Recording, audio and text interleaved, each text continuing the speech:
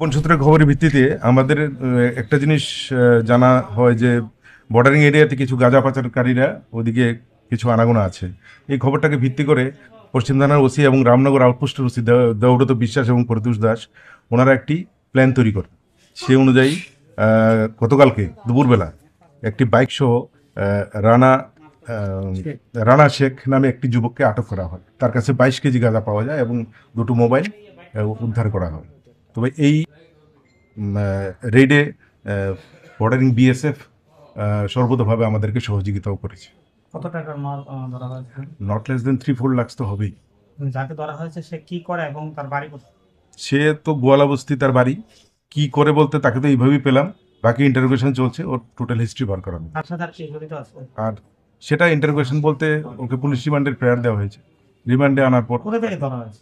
ওকে ধরা হয়েছে শর্মালুঙ্গা, অ্যাকচুয়ালি লঙ্কামোড়া, যেটা শর্মালুঙ্গা, যে জায়গাটাকে শর্মালুঙ্গা বলা হয় ওইখানে। কোর্টে পেমেন্ট করবো আজকে ওকে কোর্টে